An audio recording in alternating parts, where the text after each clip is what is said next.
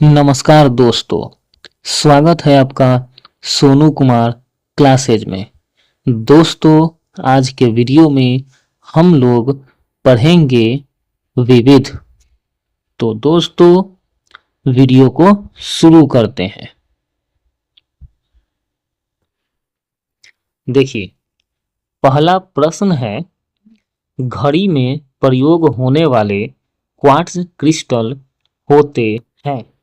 तो इसका आंसर है दोस्तों ये सिलिकॉन डाइऑक्साइड। ठीक है, घड़ी में प्रयोग होने वाले क्वार्ट्ज क्रिस्टल होते हैं सिलिकॉन डाइऑक्साइड। ठीक है, इसका व्याख्या देखिए, घड़ी में प्रयोग होने वाले क्वार्ट्ज क्रिस्टल सिलिकॉन डाइऑक्साइड यानी कि SiO2 होते हैं।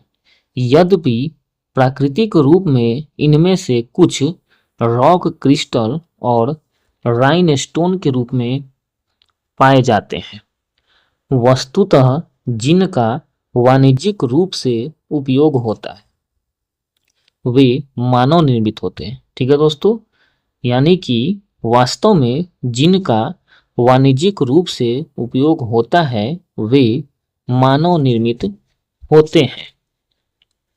क्वार्ट्ज क्रिस्टल का प्रयोग रेडियो टेलीविजन में भी किया जाता है। चलिए नेक्स्ट प्रश्न, गॉड पार्टिकल्स है। ठीक है, तो इसका आंसर है दोस्तों हिग्स बोसॉन।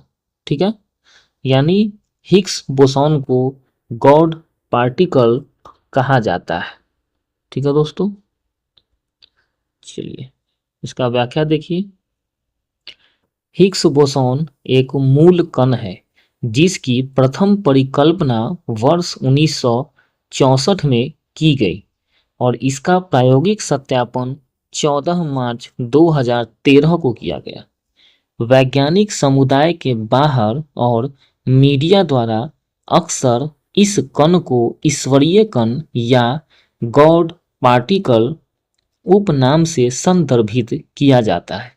हिग्स बोसॉन कण की खोज करने वाले वैज्ञानिकों की जोड़ी ब्रिटेन के पीटर डब्ल्यू हिग्स तथा बेल्जियम के डब्ल्यू एंगलर्ट को वर्ष 2013 के भौतिक विज्ञान के क्षेत्र के नोबेल पुरस्कार से पुरस्कृत किया जा चुका है।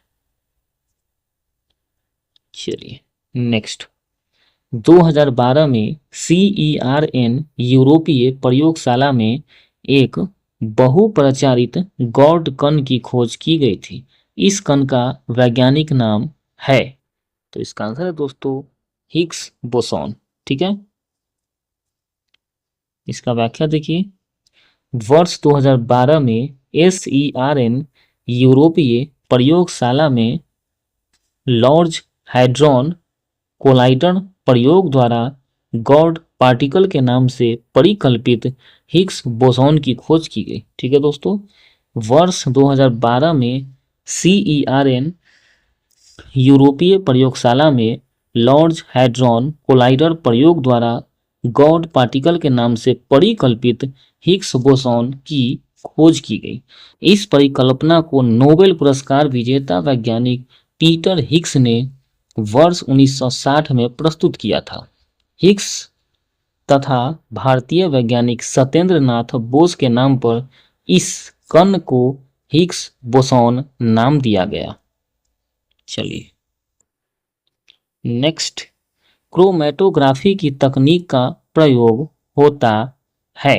ठीक है, तो इस प्रश्न का आंसर की मैं डाउटफुल रहा था दोस्तों। देखिए, इसका ये प्रश्न जो है BPSC PT में 42nd PT में पूछा गया था। ठीक है, 1997 से 98 में।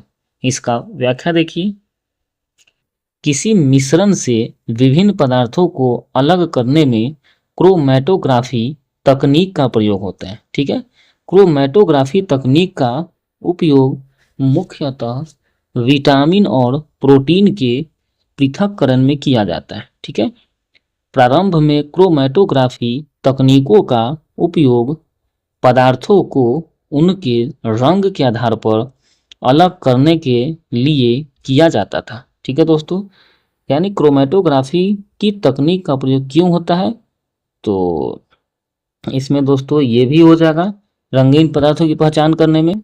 ठीक है,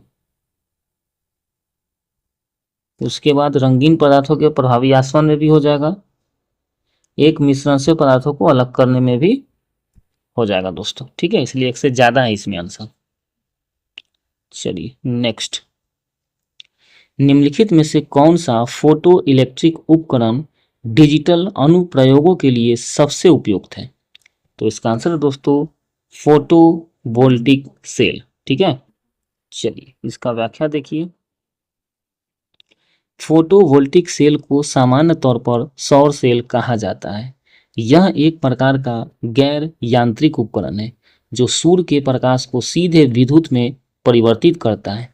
इस प्रकार फोटोवोल्टिक सेल डिजिटल अनुप्रयोगों हेतु सर्वाधिक उपयुक्त है।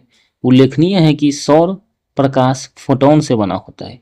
इन फोटोनों में अलग अलग मात्रा में ऊर्जा संचित होती है जो सौर स्पेक्ट्रम की विभिन्न तरंगदैर्घ्य के अनुरूप होती है।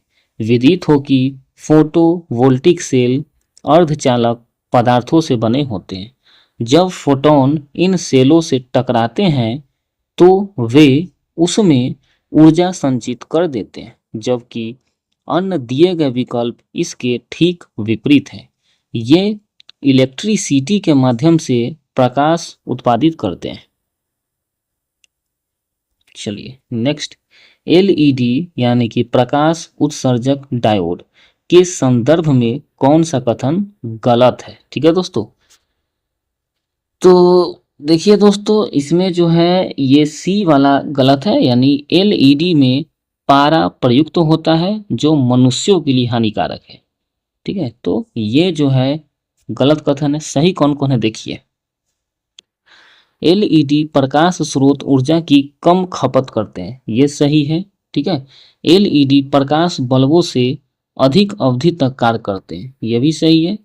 और ये एलईडी का ट्रैफिक सिग्नल लाइटों में प्रयोग किया जाता है, ये भी सही है। ठीक है दोस्तों, चलिए व्याख्या देखिए। एलईडी यानी कि प्रकाश उत्सर्जक डायोड एक अर्धचालक उपकरण है जो विद्युत धारा प्रवाहित होने पर प्रकाश उत्पादन करता है। इसके मिश्रण में gallium phosphide, indium gallium nitride आदि का उपयोग किया जाता है। इसमें पारा का उपयोग नहीं किया जाता है। नेक्स्ट, निम्नलिखित में से कौन सा फोटो इलेक्ट्रिक उपकरण डिजिटल अनुप्रयोगों के लिए सबसे उपयुक्त है, तो इसका आंसर है दोस्तों फोटो वोल्टिक सेल। चलिए व्याख्या देखिए। Photovoltaic cell photoelectric उपकरण डिजिटल अनुप्रयोगों के लिए सबसे उपयुक्त है। ठीक है, photovoltaic cell photoelectric उपकरण डिजिटल अनुप्रयोगों के लिए सबसे उपयुक्त है। फोटोवोल्टिक सेल एक गैर यांत्रिक उपकरण है जो सूर्य के प्रकाश को सीधे बिजली में परिवर्तित करता है। फोटोवोल्टिक सेल अर्धचालक सामग्री से बना होता है। चलिए नेक्स्ट, निम्नलिखित में से ग्रीन हाउस गैस है। ठीक है, कौन कौन है दोस्तों, तो देखिए इसमें कार्बन डाइऑक्साइड भी है। ठीक है, इसके बाद मीथेन भी हो जाएगा, CFC भी हो जाएगा। ठीक है, तो ये सब जो है दोस्तों आपका ग्रीन हाउस गैस हो जाएगा, यानी एक से ज़्यादा है इसलिए ई हो जाएगा ऑप्शन इसका आंसर। व्याख्या देखिए। ग्रीन हाउस गैसें पृथ्वी के वायुमंडल में मौजूद वे गैसें हैं जो पृथ्वी से परावर्तित होने वाली विकिरणों को रोककर वायुमंडल को गर्म बनाए रखती है। कुछ प्रमुख ग्रीन हाउस गैसें निम्नलिखित हैं: carbon dioxide, methane, nitrous oxide, जल वाष्प, हाइड्रो फ्लोरोकार्बन और ओजोन। इस प्रकार प्रश्न में एक से अधिक विकल्प सही होने के कारण सही उत्तर विकल्प ई होगा। चलिए देखिए नेक्स्ट, निम्न में से कौन सी धातु अर्धचालक यानी कि सेमीकंडक्टर के रूप में ट्रांजिस्टर में प्रयोग होती है? तो इसका आंसर है दोस्तों जर्मेनियम। व्याख्या देखिए, सिलिकॉन और जर्मेनियम जैसे कुछ पदार्थों के विद्युत प्रतिरोध का मान चालकों एवं विद्युत प्रतिरोधों के बीच का होता है। इन्हें अर्धचालक कहते हैं। ये सामान्यतः चालक होते हैं, लेकिन इनमें कुछ अपद्रव मिलाने पर इनकी चालकता बढ़ जाती है तथा वे एन प्रकार व पी प्रकार के अर्धचालक बन जाते हैं, जिनका उपयोग ट्रांजिस्टर में होता है। चलिए नेक्स्ट, प्रथम भारतीय उपग्रह आर्यभट्ट कब छोड़ा गया? तो इसका आंसर है दोस्तों 19 अप्रैल 1975। ठीक है दोस्तों, प्रथम भारतीय उपग्रह आर्यभट्ट कब छोड़ा गया? तो इसका आंसर है दोस्तों 19 अप्रैल 1975। ठीक है, व्याख्या देखिए, प्रथम भारतीय उपग्रह आर्यभट्ट 19 अप्रैल 1975 को छोड़ा गया।